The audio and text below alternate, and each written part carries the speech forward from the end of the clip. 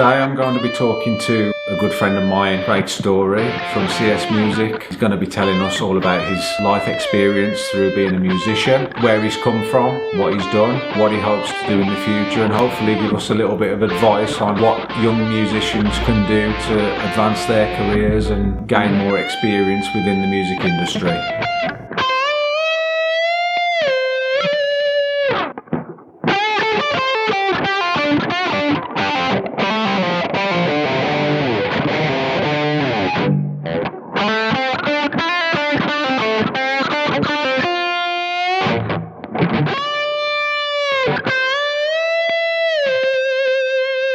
I'm interested in finding out, how did you get into music, what inspired you, and what were your influences? I came from a very musical family background. My dad was a massive music fan and played drums for lots of different bands. We'd very often, as kids, would watch him of a night, put his entire drum kit in the smallest vehicle going, and you'd be like, yeah, no, you ain't going to get all your stuff in that, but he managed it. My grandma also played piano, and she was a piano player for a church, but she ended up being the piano player for half a dozen other churches as well. My biggest inspiration from when I started and the core of it was my dad. But then in terms of actual what I first started listening to and what inspired me, it was probably hearing my dad's record collection. Most of the time it was either Led Zeppelin or the Beatles. He had lots of other records of other artists, but that was a big part of it. So what age did you get into guitar playing? My mum and dad bought me my first guitar when I was 10, after many failed attempts at trying to get me to play the drums and literally just like destroying them and putting sticks through the drum. But then when I had the guitar, I didn't touch it for 2 years. When I did pick it up one day and I kind of got a spark for it, I got to the stage where I didn't want to put it down once I got going with it. They set up lessons for me at a local music store.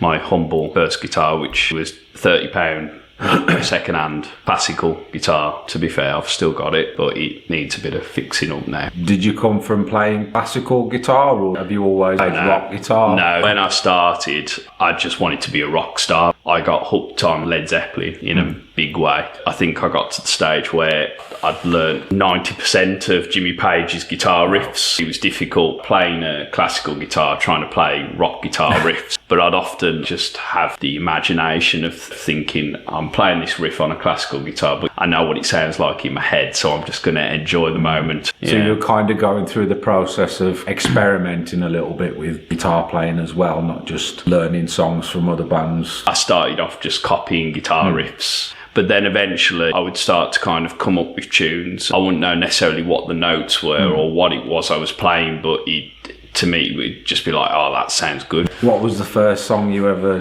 played or learnt to play in full? The very first song that I learnt to play was Stairway to Heaven. I'd heard it played a few times on some of Dad's records and I just fell in love with it, and I was like, oh, this is such a great tune. Absolutely loved it. I actually used it as one of my GCSE music pieces because I just absolutely loved playing that. It was just a fun moment, that was, to be able to finally say that I'd learnt all that tune. Would you say that you had a connection with certain guitarists that changed the way you play?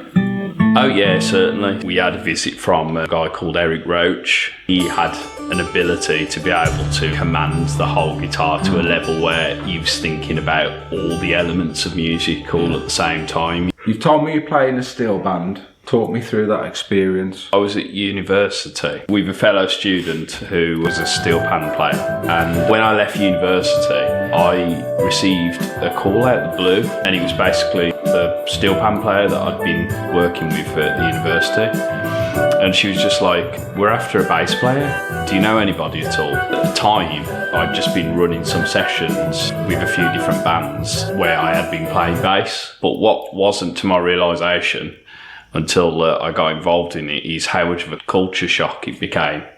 Because they did a style of music called Calypso, and up until this point I had never heard Calypso music in my life. The only way I could describe it was it's very fast-paced party music, and the whole idea of it is to keep you dancing. You mentioned about playing bass, and I was wondering how you transitioned from 6-string guitar. In terms of the strings themselves, you've got less notes to kind of consider because you've only got 4 strings to 6. With guitar, everything is smaller. When you come to bass, you've got to stretch so much more to play. On bass as well, you've got thicker strings. So initially when I started, I was playing 4-string, but eventually then I added to my challenge by getting a 5-string bass. With a 5-string bass, the actual note formation is different to a guitar in terms of it kind of goes 1 note lower, even lower than what the lowest string is. That's an additional challenge in that way.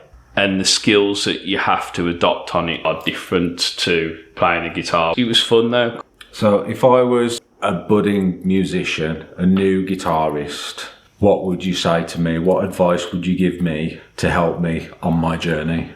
From a guitar player's point of view, I would say practice, practice and practice. But at the same time, I would also say that you can be the best guitar player in the world, but if your attitude doesn't line up, then you're not going to get anywhere.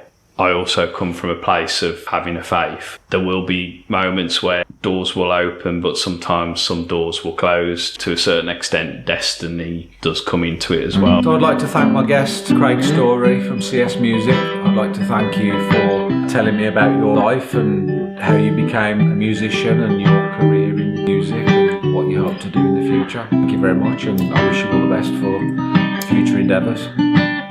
Thank you.